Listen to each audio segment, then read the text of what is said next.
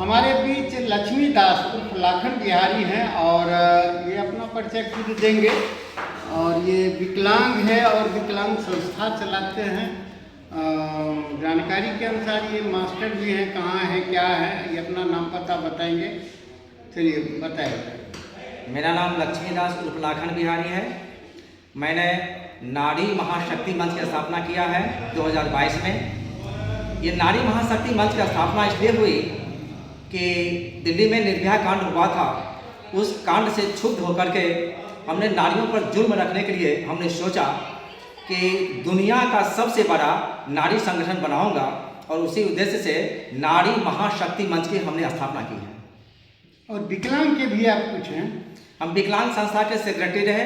पूरे देश स्तर पर विकलांग संस्था हमने चलाया, और विकलांगों को भी, जो विकलांग घर में पड़े रहते थे, उनको हमने ट्राई साइकिल बंटवा करके शिक्षा में योगदान दिलवा करके बहुत हमारे दिव्यांग भाई सरकारी सर्विस में गए हैं। उस क्षेत्र में भी मैंने काम किया। वर्तमान में आप क्या करते हैं? वर्तमान में तो हम सरकारी शिक्षक हैं और समाज सेवा कर रहे हैं। इसमें नारी महाशक्ति मंच हमने इस संस्था में जो है संपूर्ण भारतवर्ष के नारियों को एक प्लेटफॉर्म पर लाने के लिए, एकजुट करने के लिए महाअभियान चला रहे हैं। जैसा कि सभी लोग जानते हैं कि पूरा संसार एक परिवार है, तो हमने कहा है जो दुनिया भर के महिलाएं एकजुट हो जाओ। और हमने ये भी संदेश दिया है कि महिलाओं को कि तुम मुझे शक्ति दो और मैं तुम्हें न्याय दूंगा। आप न्याय भी दिलाते हैं? बिल्कुल, हम न्याय दिलाते हैं। हमने अपना जो संपूर्ण जीवन महिलाओं के उत्थान के लिए, महिलाओं के कल्याण के लिए, महिला पर जुल्म अत्याचार जो हो रहा है उसके विरुद्ध हमको चाहे जितना भी कुर्बानी देना पड़ेगा, हम अपने देश के लिए हम अपने आप को दान कर दिए हैं। और महिलाओं को उत्थान करने के लिए इस देश में महिला शक्ति है, पुरुष की शक्ति है, मीडिया की शक्ति है, बुद्धिजीवी की शक्ति है।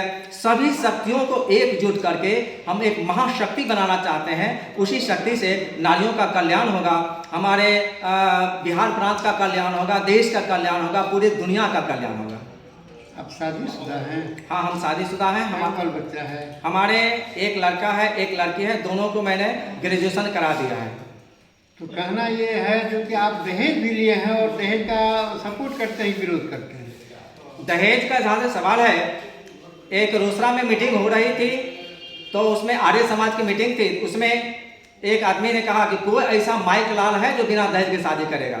हम उठ के खड़ा हो गए, हमको गोदी के उठा कर के लोग है सो मंच तक ले गया, और हमने कहा जो हम बिना दहेज के शादी करेंगे। और उसी मंदिर में, चितर पजियार का मंदिर रोसराम है, उसी मंदिर में हम गए और उस तत्कालीन डीएम आर.के. महाजन थे, उनको हम समस्तीपुर जा करके कहे हम बिना दहेज के शादी कर रहे हैं, हमारे शादी में आप चलिए। वो हमको पीठ ठोक दिए और हमने बिना दहेज के शादी किया। और वहाँ पर बहुत पत्रकार थे, हमने लिख करके दिया कि मैं जीवन भर दहेज का विरोध करता रहूँगा। देखिए, ये बिना दहेज का शादी किए हैं और दहेज विरोधी हैं, और न दहेज लेते हैं न दहेज देते हैं। आप अपने बाल बच्चे को जो शादी कीजिएगा उसमें दहेज लीजिएगा? हम अपने बाल बच्चे के शादी में, मेरी भी एक लड़की है, यदि हमसे कोई दहेज मांगेगा तो हम दूसरे जाति में भी हम शादी कर लेंगे, लेकिन हम दहेज हम नहीं देंगे। हमारा भी एक बेटा है, हम बेटा के शादी में भी हम दहेज नहीं लेंगे। न बेटा के शादी में दहेज लेंगे, न बेटी के शादी में दहेज देंगे। दहेज लेना और देना दोनों महापाप है। लेना भी नहीं चाहिए, देना भी नहीं चाहिए, और ये लेंगे भी नहीं। आगे दहेज का विरोध करते हैं। जैसे दहेज लोभियों ने ये बेटी जो हम देते हैं उसको हत्या कर देता है, उस पर कहिए तो। इसमें मेरा ये थीम है, जो इसके लिए हमने सभी समाज में जितना भी लड़कियां हैं, हम तो शिक्षक भी हैं, हमने उसके कहा कि शिक्षा का हथियार बनाओ, और शिक्षा के हथियार से ही इस ढंग के अत्याचारियों का, इस ढंग के राक्षस को हम उसको हरा सकते हैं। तो इसके लिए सभी लड़कियां पढ़ रही है, शिक्षा प्राप्त कर रही है, अनेक क्षेत्र में आगे बढ़ रही है। शिक्षा होगा तो निश्चित रूप से ये कुप्रथा का अंत हो जाएगा। शिक्षा पहले जरूरी है। ये कुप्रथा जो है दहेज लोभी है, वो जो है उसके लोग जो है ये अपने आप समाप्त हो जाएगा। अपने बच्चियों को पढ़ाइएगा तो शिक्षित होगी, तो वो भी चाहेगा कि हमारी को तो जो है मास्टर बने, एएनएम बने, डॉक्टर बने। और आगे आमजन के लिए आप कुछ कह दीजिए। आगे आमजन के लिए हम यही कहेंगे, जो अपने अपने बच्चों को शिक्षा दीजिए, खास करके जो हमारे बिहार की बेटियां हैं, हमारे देश की बेटियां हैं, उसको अच्छी शिक्षा मिलना चाहिए। वो पढ़ लिख करके महान बनेंगी। और हमारे बिहार प्रांत में, हमारे देश में अनेक लड़कियां अनेक क्षेत्रों में शिक्षा प्राप्त करके आज परचम फहरा रही है। लड़कों से ज़्यादा रिजल्ट लड़कियां का हो रही है। इसलिए मैं समाज से ये कहूँगा कि आप समाज के कल्याण के लिए आप आगे बढ़िए, अपने बच्चों को पढ़ाइए। समाज में जो अंधविश्वास है, समाज में जो कुरीतियाँ हैं, एक व्यक्ति इसको समाप्त नहीं कर सकता है। इसके समाप्ति करने के लिए हम समाज को जागना पड़ेगा। वही आज अंतर्राष्ट्रीय महिला दिवस पर हमने कार्य किया। इसका महा अभियान है, संपूर्ण हम देश में चलाएंगे। भारतवर्ष के हम गली गली में जाएंगे और सभी को शिक्षित करेंगे और सभी नारियों को एकजुट करके एक प्लेटफॉर्म पर लाएंगे। निश्चित रूप से हमारे देश में महाक्रांति होगी, महापरिवर्तन होगा, इस और बच्चों का विकास होगा, लड़कियां पढ़ेगी। हम तो ये कहते हैं कि नारी शक्ति, युवा शक्ति, हमारा भारतवर्ष युवाओं का देश है। तो नारी शक्ति, युवा शक्ति मिलकर के हम नया भारत बनाएंगे। देख लिए आपने, ये सुन लिए। और ये विकलांग व्यक्ति है, दहेज लेना और देना दोनों को माँ बाप समझते हैं और बिना दहेज का शादी भी किए हैं और आगे दहेज भी नहीं देंगे। इसलिए आप लोग अपने बेटियों को निश्चित रूप से पढ़ाइए, शिक्षित कीजिए, डॉक्टर बनाइए, मास्टर बनाइए। और दहेज पर एक शब्द और मैं कहना चाहता हूँ। कैसन जमाना चलिए लगे बेटी, गिनी गिनी मांगे छै दहेज गे बेटी, गिनी गिनी मांगे छै दहेज गे।